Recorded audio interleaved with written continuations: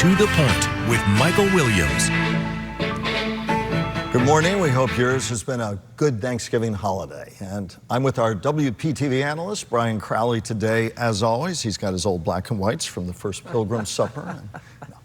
But has been covering politics for a long time in the state, and on this Thanksgiving when so many of us are blessed to have so much to be thankful for. First thoughts this morning, sir.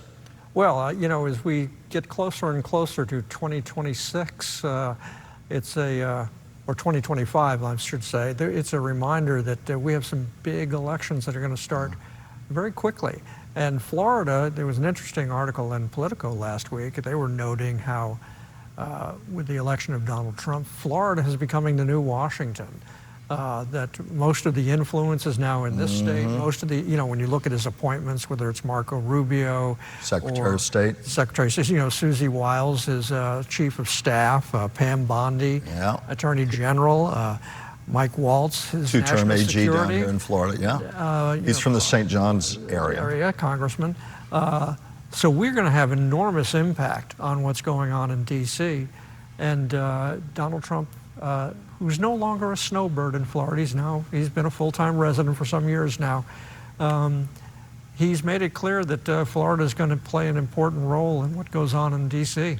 I remember back in the days of Nixon's Key Biscayne, the White House down in Key Biscayne and the like. Well, you covered Truman. Truman White House, right? Well, and of course you remember JFK, Palm Beach. Obviously right. The rich history here in Palm Beach County with JFK in the early 60s, and now twice in 60 years. I'm not sure what other community, as I'm looking back in presidential history, I'm trying to think of other presidencies where geographically made their homes so closely aligned with one city, Palm Beach, a signature city for presidents. The stories that have and will be told. Yeah, the biggest difference with previous presidents, whether it was the Kennedys or Truman or Nixon, is they treated it more like vacation homes here, where Donald Trump has all but moved his businesses here. He has businesses all over the state. Florida has become a center for the White House, and you look at everybody he's appointed to the cabinet has had to go to Mar-a-Lago and meet with him. It's and of where course the last nominations. time it was New York. We'll see how the nominations play out. Certainly, Marco Rubio is seen to have a smooth path to become Secretary of State. Mike Waltz does not need confirmation as National Security Advisor, or Susie Wiles, Chief of Staff, but powerful figures in his orbit. And Florida, in many ways, will have more political profile and muscle than it really. You'd go back almost to JFK, and even then, as you rightly point out, that the cementing of that connection here on almost semi-permanent basis, it feels quite unlike anything we've seen in Florida politics. Now writ large to Washington. Brian, I want to talk to you a little bit this morning. Immigration will be such a huge topic of the coming year. So much talk about mass deportations, and yet the Florida GOP, so dominant in the State House for so many years, in some ways a bit mute right now, saying, well, that's not really for us to decide just yet. Forrest Saunders had an interesting report on that, and we want to pick up on your thoughts about the immigration issue that will be so big in our discussions around the country next year. A quorum is present, Madam President. New state leaders say it's not their purview. Any sort of immigration policy that comes from the federal government is for the federal government to decide. That's a question that you should be asking the President. Both Florida House Speaker Danny Perez and Senate President Ben Albriton sidestepped the question this week. That's despite what could be huge impacts on their constituents. The federal government is the federal government. State government is state government. That's a federal issue. The effect on the state of Florida, will it not? On the workforce, on the economy, and the people that live in the state, that are allowed to reside in the state, pay taxes in the state, all those areas could be disrupted by that new plan. That's up to the federal government. We'll see what they do. Exactly what they'll do remains unclear. Trump has confirmed he'll use the military. Texas has offered up land along the border for deportation facilities. Trump advisors have even said he'll seek to again eliminate DACA, an Obama-era program that protects undocumented who arrived as children. For those who are afraid, I will tell you this. Be afraid of Trump, because Trump has proven to you who he is. Florida Democrats like Rep. Marie Woodson, a Haitian migrant herself, have warned for months what these mass deportations could mean for Florida. Her concern, a rise in bigotry and racial profiling. Okay, mass deportation. In mass deportation, you don't know who's going to be in that mass, but we know for sure he doesn't want the people who came from the Biden program, the people, our brothers and sisters in Springfield, Ohio. He doesn't want them here. He doesn't want the TPS recipient. He doesn't want Haitian in general. There's a major economic concern, too. The latest data from the American Immigration Council shows Florida has one of the highest populations of undocumented in the country, about 1.1 million. There are about 7% of the workforce here with jobs in ag, hospitality, and construction, contributing about $2 billion to state and locals in taxes alone. The Brookings Institution recently suggested mass deportations could lead to a decrease in work for citizens. Researchers found for every 500,000 deported, U.S.-born employment dropped by about 44,000. Quote, occupations common among unauthorized workers, such as construction laborers and cooks, are essential to keep businesses operating. We're protecting Floridians with the full extent of our powers to do that.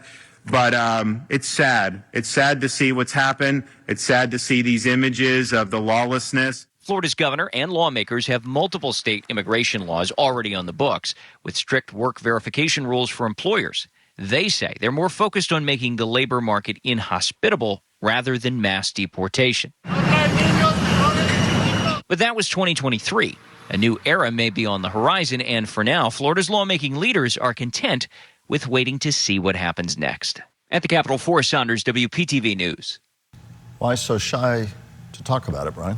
Well, it's a bit astonishing to listen to the Senate President and the House Speaker of Florida dismiss this as a federal issue. Of course, it's largely a federal issue. That doesn't mean you don't, as political leaders of the state, you're not entitled to have an opinion, that you're not entitled to share your thoughts with the citizens of Florida on what you think should happen as part of the deportation and what impact you think it might have on the state, good, bad, or indifferent. So I just find it, the fact that the two of them just were dismissive of it as calling it a federal issue, gutless.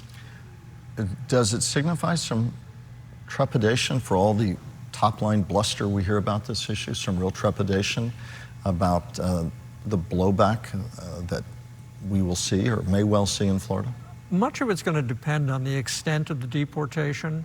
If they are deporting criminals and other forms of illegals, as they've been talking about doing, is making it their priority, particularly criminals, I think there'll be little blowback about that. I think if they start going after families, if they start going after DACA students, if they remove DACA, then I think there could be some blowback. And if there's going to be blowback, it will probably largely come from the business community and from the agricultural community. You just read my mind. Who depend on a lot of undocumented workers. I don't think most people, when those people come out and are mowing your lawn or picking the fruit or fixing your roof, go out there and check to find out whether or not they're here illegally. And the fact of the matter is a lot of workers are not, but we depend on them because of our own decisions over many decades. And I'll pick on one as an example. When I was in high school, you had the option of shop class. When I took shop class, you know what I learned? I was not going to be a carpenter. Mm-hmm. You know, but a lot of kids, they would go to shop class, they'd be involved in carpentry or other kinds of hands-on work that they learned that they loved, and they went and did that. We stopped offering those kinds of opportunities to young kids, and there's some talk about bringing it back. But you know, so our encouragement of telling people to basically go for white-collar jobs, a good thing for many folks, but it also depleted the number of people who can out there do that hands-on work. Mm-hmm. So sometimes you have to be careful what you wish for. Let's finish this block where we began. Florida will have so many top-line names in Washington who will have to answer to a whole host of issues, including immigration, both to those who are very much in favor of a hard line on illegal immigration and those who see a middle ground and those who think it will be extraordinarily tough, as you heard one legislator say in Florida. We'll see the gamut played there. Let's go back to people like Marco Rubio and others.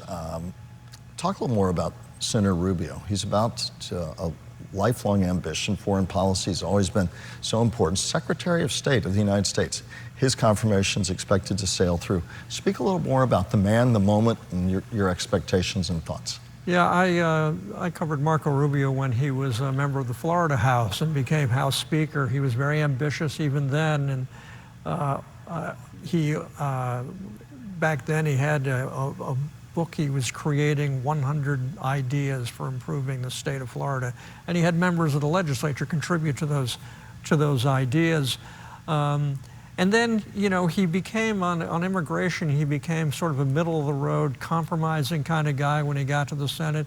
There was a real push in 2012 for immigration reform, and then it fell apart. Yeah, and he worked with Democrats across the aisle. I mean, he was getting very, very high marks for that. But then, you know, as the tide began to turn to more MAGA feelings about things, even though he vigorously ran against Trump in 2016, he became an acolyte of Donald Trump, and it's paid off for him. He's going to be Secretary of State, and I suspect he's going to be a very good Secretary of State.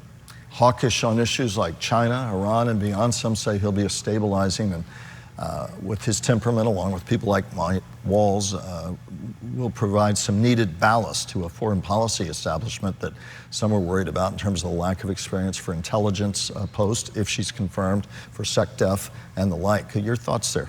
Well, it's one thing to be really hawkish on issues when you're one of 100 members of the Senate. It's another thing to be the guy in charge. Mm-hmm. And now he's the guy in charge as Secretary of State. You're heading to all those hot spots. So, you know, I suspect he won't be as hardcore on some issues as he was when he was just a senator. I know you're wanting to dust off that press card and go traveling. More with Brian Crowley next.